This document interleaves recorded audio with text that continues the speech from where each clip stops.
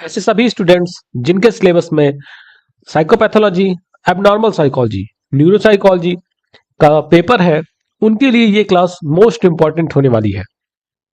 और इसके साथ साथ ऐसे स्टूडेंट जो पीजीटी की तैयारी कर रहे हैं या असिस्टेंट प्रोफेसर की या यूजीसी नेट जेआरएफ की तैयारी कर रहे हैं, उन सभी के लिए ये वीडियोस मोस्ट इंपॉर्टेंट होने वाली है। और ऐसा मैं इसलिए कह रहा हूं क्योंकि यहाँ पर जो भी क्वेश्चंस आपको सॉल्व करवाए जाएंगे वो क्वेश्चंस आधारित है आपके डीएसएम 5 पर। डीएसएम 5 पर आधारित है। और अब तक जो भी आपने सिलेबस पढ़ा है वो सारा सिलेबस आपका था डीएसएम 4 के अकॉर्डिंग। बहुत कम वीडियोस ऐसे हैं यूट्यूब पर जहां पर डीएसएम 5 के अकॉर्डिंग आपको चीजें पढ़ाई गई हैं। तो आज की वीडियो में हम न्यूरो डेवलपमेंटल साइकोलॉजी से रिलेटेड कुछ मोस्ट इंपॉर्टेंट क्वेश्चंस को सॉल्व करेंगे। इसके अलावा अगर आपको पीजीटी और असिस्टेंट प्रोफेसर से रिलेटेड एमसीक्यू टाइप क्वेश्चंस का फुल कोर्स चाहिए, क्रैश कोर्स चाहिए, तो उसके लिए आप नीचे कमेंट कर सकते हैं।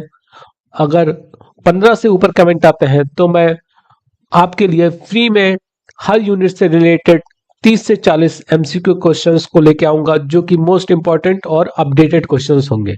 तो स्टार्ट करते हैं आज की क्लास।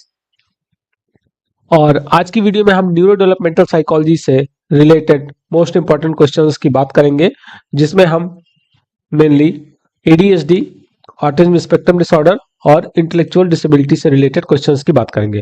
तो हमारा पहला क्वेश्चन है, attention deficit hyper activity disorder ADHD में मुख्यतः कौन से लक्षण पाए जाते हैं। तो यहाँ पर जो एडीएचडी है, जिसे इसके बारे में जाने तो इसमें बच्चा जो होता है, ये खासकर बच्चों में होती है ये डिसऑर्डर, और इसमें बच्चा हाइपर एक्टिव होता है और कंसंट्रेशन पावर की कमी होती है। तो आपका जो ऑप्शन फर्स्ट है वही यहाँ पर सही होगा। नेक्स्ट क्वेश्चन की बात करें, एडीएचडी का निदान करने के लिए डीएसएम 5 के अनुसार लक्षण जो सिम्टम्स है वो कितने समय तक बने रहने चाहिए। तो मैंने आपको पहले भी बताया था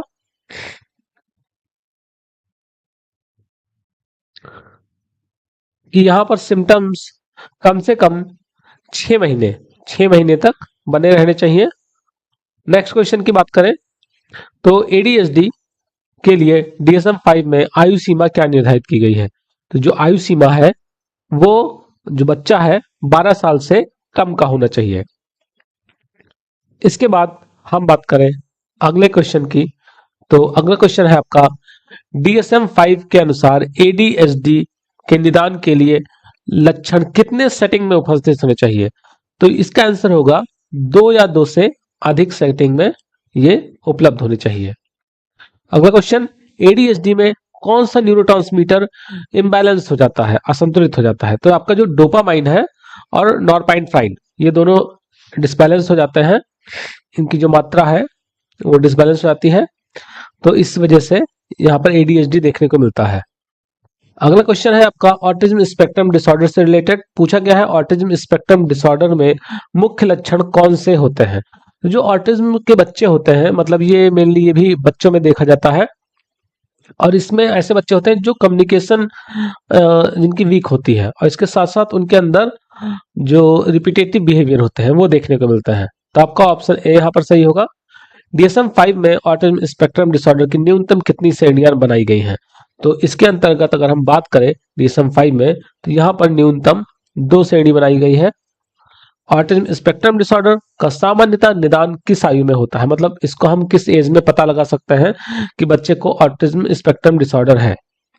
तो जब बच्चा 2 या से 3 साल का होता है तभी पता चल जाता है।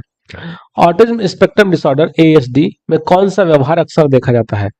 तो अगर हम बात करें तो यहाँ पर जो आपका है सामाजिक संवाद, ये कमी होती है,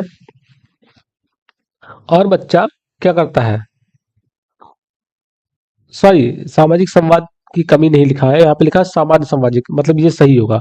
यहाँ पर जो होगा आंखों से संपर्क बचना, मतलब बच्चे ऐसे बच्चे आंख नहीं मिलाते हैं, आंखें चुराते हैं, सामने आंखों में आंखें डालकर बात नहीं करते हैं। नेक्स्ट क्वेश्चन बात करें तो यहाँ पर बी क्वेश्चन से बी सही होगा। ऑटिज्म स्पेक्ट्रम डिसऑर्डर का डीएसएम 5 में किस श्रेणी में समावेश है। तो नाम ही स्टार्टिंग से ही है, न्यूरो डेवलपमेंटल साइकोलॉजी के अंतर्गत पढ़ रहे हैं हम। नेक्स्ट इंटेलेक्चुअल डिसेबिलिटी से रिलेटेड क्वेश्चन है, इंटेलेक्चुअल डिसेबिलिटी के लिए DSM-5 में मुख्य जो क्राइटेरिया है वो क्या है? तो इसके अंदर जो बौद्धिक कार्य होते हैं और अनुकूली कार्य दोनों में कमी देखी जाती है। इंटेलेक्चुअल डिसेबिलिटी का निदान करने के लिए IQ का स्तर कितना होना चाहिए? तो इसमें जो IQ है वो 70 या उससे कम होती है तो हम उसे इंटेलेक्चुअल डिसेबिलिटी के अंतर्गत रखते हैं। इंटेलेक्चुअल डिसेबिलिटी के निदान में किस क्षेत्र का आकलन किया जाता है? तो इसमें अवधारणात्मक कार्य और सामाजिक व्यवहार और कौशल, ये दोनों का आकलन किया जाता है, दोनों का एनालिसिस किया जाता है कि ये सही है। अगर ये सही है तो ठीक है, अगर नहीं सही है तो यानी वो डिसेबल है। नेक्स्ट क्वेश्चन, इंटेलेक्चुअल डिसेबिलिटी का प्रमुख कारण क्या होता है? तो इसका जो प्रमुख कारण है वो है आपका क्या चीजें, यहाँ पर आनुवंशिकता, जन्म के समय चोट और संक्रमण, ये तीनों कारक होते हैं। तो आपका ऑप्शन डी यहाँ पर सही होगा। DSM-5 के अनुसार इंटेलेक्चुअल डिसेबिलिटी की गंभीरता कैसे मापी जाती है? तो इसकी गंभीरता हम कैसे मापते हैं? इसकी गंभीरता हम मापते हैं अनुकूली कार्य क्षमता के आधार पर। समझ में आया? इसका हम कैसे मापते हैं? अनुकूली कार्य क्षमता के आधार पर। तो आपका ऑप्शन बी सही होगा।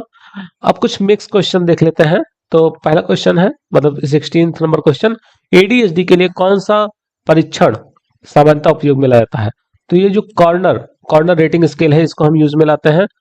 ऑटिज्म स्पेक्ट्रम डिसऑर्डर में कौन सा पैटर्न देखा जाता है?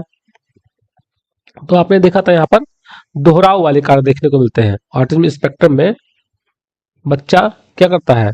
रिपीटेटिव व्यवहार करता है। इंटेलेक्चुअल डिसेबिलिटी के इलाज के लिए कौन सा दृष्टिकोण अपनाते हैं? तो इंटेलेक्चुअल डिसेबिलिटी की अगर हम बात करें तो यहाँ पर हम काउंसलिंग और टीचिंग टेक्निक का इस्तेमाल करते हैं। ADHD का इलाज करने के लिए कौन सी दवा सबसे अधिक प्रचलित है? तो जो दवा है वो आपका मिथाइलेफेनिडेट और इसके साथ साथ एटामॉक्सिटिन, ये दोनों है। तो आपका ऑप्शन डी सही होगा। DSM-5 में ऑटिज्म स्पेक्ट्रम डिसऑर्डर को पहले किस नाम से जाना जाता था? तो इसे हम जानते थे परवेजिव डेवलपमेंटल डिसऑर्डर के नाम से। Question number 21, autism spectrum disorder में किस प्रकार की सोच अक्सर देखी जाती है? तो जो ऑटिज्म स्पेक्ट्रम डिसऑर्डर है उसके अंतर्गत जो बच्चे होते हैं उनकी सोच में हम कठोर और सटीक सोच देखते हैं। DSM-5 के अनुसार ADHD कितने प्रकार के होते हैं? तो ये होते हैं 3 प्रकार के। इंटेलेक्चुअल डिसेबिलिटी की अनुकूली स्किल्स का मूल्यांकन किससे किया जाता है? तो इसे हम कहते हैं wild line adaptive behaviour scale के द्वारा। Question number 24, autism spectrum disorder का लक्षण निम्न में से कौन सा है? तो ऑटिज्म स्पेक्ट्रम डिसऑर्डर आपने ऊपर ही देखा था कि जो ऐसे बच्चे होते हैं वो क्या करते हैं? वो सामाजिक गतिविधियों में कम रुचि दिखाते हैं। इसके अलावा बात करें हम क्वेश्चन नंबर 25 की, ADHD में अधिकतर कौन से न्यूरो साइकोलॉजिकल टेस्ट किए जाते हैं? तो यहां पर हम देखें तो इसके लिए आपका जो है stroop test, continuous performance test और ट्रायल मेकिंग टेस्ट, ये सभी किए जाते हैं। तो आपका ऑप्शन डी यहां पर सही होगा। Question number 26, autism spectrum disorder का संभावित कारण क्या है? तो इसका संभावित कारण में पर्यावरणीय और आनुवंशिक सभी आते हैं। नेक्स्ट क्वेश्चन, इंटेलेक्चुअल डिसेबिलिटी में सबसे गंभीर स्तर कौन सा है? तो यहाँ पर ये मत सोचिए गंभीर को देखा तो गंभीर लगा दिया, ये गलत है। यहाँ पर जो राइट आंसर होगा वो होगा गहन, प्रोफाउंड स्टेज सबसे माना जाता है खतरनाक। ADHD में कौन सी थेरेपी सबसे अधिक प्रभावी होती है? जो कॉग्निटिव बिहेवियर थेरेपी है, CBT है, वो सबसे अधिक प्रभावी होती है। ऑटिज्म स्पेक्ट्रम डिसऑर्डर के लिए DSM में कितनी श्रेणियों का उपयोग किया गया है? तो ऑटिज्म स्पेक्ट्रम डिसऑर्डर में संचार, सामाजिक व्यवहार, दोहराव और संवेदी लक्षण, इन सभी को सम्मिलित किया गया है। तो आपका ऑप्शन ए यहां पर सही होगा। और आज की वीडियो का लास्ट क्वेश्चन, इंटेलेक्चुअल डिसेबिलिटी में IQ के साथ साथ किस चीज का आकलन करना जरूरी होता है? तो इसके अंतर्गत हम सामाजिक कौशल और संज्ञानात्मक क्षमता, इन दोनों का आकलन करते हैं। तो आपका ऑप्शन सी सही होगा।